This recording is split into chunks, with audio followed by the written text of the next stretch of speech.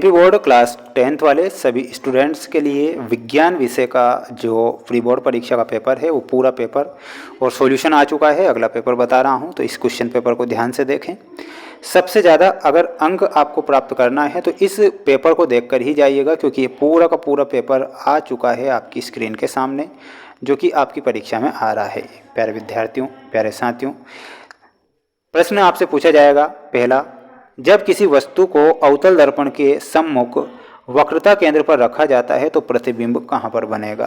तो प्यारे विद्यार्थियों, जो प्रतिबिंब होता है वो कहाँ पर बनेगा, वो वक्रता केंद्र पर प्रतिबिंब बनेगा।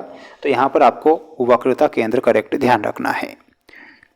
माय डियर फ्रेंड्स, अगर मेरी ये मेहनत आपको अच्छी लगती है तो आप इस वीडियो को लाइक करके चैनल को ज़रूर सब्सक्राइब करें। वार्षिक परीक्षा की तैयारी भी मेरे इसी चैनल के द्वारा आपको करवाई जा रही है। बिल्कुल निश्चिंत होकर आपको तैयारी करना है और अपने माता पिता का नाम रोशन करना है। मानव नेत्र कार्य करता है। मानव का जो नेत्र है वो सूक्ष्मदर्शी की तरह कार्य करता है, तो यहाँ पर आपको सूक्ष्मदर्शी लिखना है। केंद्रीय तंत्रिका तंत्र में होते हैं मस्तिष्क तथा मेरुरज्जु में, तो इसमें आपको मस्तिष्क तथा मेरुरज्जु करेक्ट ध्यान रखना है। स्क्रीनशॉट ले लो सभी स्टूडेंट्स। पेपर का पीडीएफ अगर आपको चाहिए तो प्यारे विद्यार्थियों हमारा ऐप है जिसका नाम है मेंस एजुकेशन ऐप। प्यारे विद्यार्थियों, लिंक मैंने डिस्क्रिप्शन में दे रखी है, तो आपको पेपर के पीडीएफ आपको इस ऐप पर मिलेंगे। अब आपको प्ले स्टोर पर जाना है। प्ले स्टोर पर जाकर आपको ऐप को इंस्टॉल कर लेना है, जिससे कि आप अपनी परीक्षा में इन पीडीएफ को उपलब्ध करके पढ़ के सबसे ज़्यादा अंक प्राप्त कर सकें। अगला प्रश्न है, धारा मापी यंत्र है, तो धारा मापी जो यंत्र है, धारा को मापा जाता है वोल्ट मीटर में। किस में मापा जाता है, तो यहाँ पर वोल्ट मीटर या फिर अमीटर। तो धारा मापी यंत्र जो है अमीटर है। सहजीविता का उदाहरण है, तो लाइकेन सहजीविता का उदाहरण है। घरेलू विद्युत परिपथ में सभी उपकरण संयोजित होते हैं, तो वो होते हैं समांतर क्रम में। तो इसमें आपको समांतर क्रम लिखना है। स्क्रीनशॉट ले लो जल्दी से ना और पढ़ लीजिएगा, याद कर लीजिएगा। प्यारे विद्यार्थियों, प्रश्न आपके यही आएंगे और बाहर आपका पेपर नहीं जाएगा, इतना मैं अगर आपसे कह रहा हूँ ना, तो बिल्कुल आप पढ़ ही लीजिए और क्वेश्चन मिस मत कीजिए ना।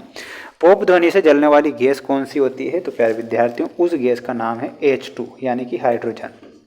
मनुष्य जीव है, तो मनुष्य कैसा जीव है, मनुष्य एक सर्वाहारी जीव है, तो इसमें आपको लिखना है सर्वाहारी। संतरा में कौन सा अम्ल होता है, तो जो संतरा होता है उसमें अम्ल होता है सिट्रिक अम्ल, तो इसमें आपको सिट्रिक अम्ल लिखना है। ग्रेफाइट विद्युत का होता है, तो ग्रेफाइट जो है विद्युत का क्या है, सुचालक है, तो इसमें आपको लिखना है सुचालक। शुद्ध सोना कितने कैरेट का होता है, तो शुद्ध सोना होता है 24 कैरेट। और कार्बन की सहसंयोजकता कितनी होती है, तो इसकी सहसंयोजकता होती है 4, तो इसमें आपको 4 लिखना है। ठीक है, स्क्रीनशॉट ले लीजिए और पढ़ लीजिए, याद कर लीजिए इन प्रश्नों को, क्योंकि ये प्रश्न आपकी परीक्षा में आ रहे हैं और एक भी प्रश्न अगर आप मिस करते हैं तो सबसे बड़ा नुकसान आपको होगा। इसलिए मैं तो आपसे यही कहूँगा कि पेपर को देख लीजिए और याद कर लीजिए। हाइड्रा को कई टुकड़ों में काट दिया जाए तथा प्रत्येक टुकड़ा विकसित होकर पूर्ण जीव का निर्माण करता है, उसे पुनरुद्भवन कहते हैं। ये बिल्कुल हमारा सत्य है। नर लक्षणों के लिए एक्स गुणसूत्र उत्तरदायी होता है, ये गलत होगा।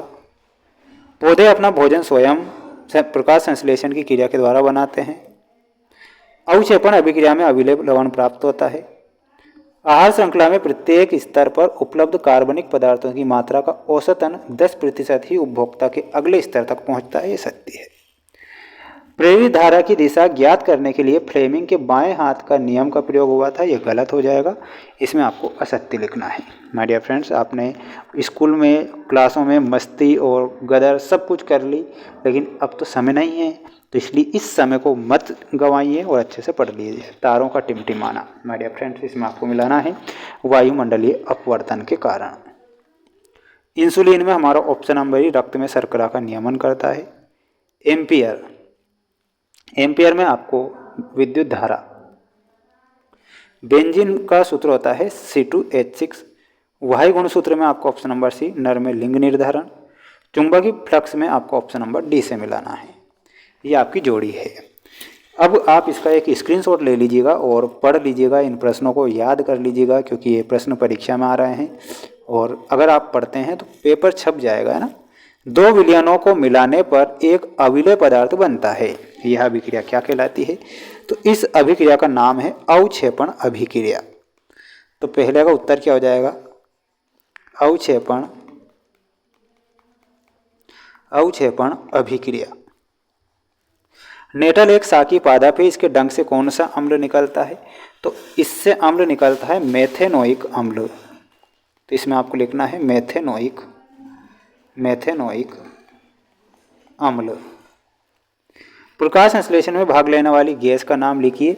तो उस गैस का नाम है CO2 गैस। पादपों के तने की वृद्धि में सहायक हार्मोन का क्या नाम है? तो उस हार्मोन का नाम है जिबरेलिन। तो यहाँ पर आपको क्या लिखना है? जिबरेलिन। पारे की मिश्र धातु का क्या नाम है? तो उसका नाम है अमलगम। ठीक है, ये ध्यान रखना है।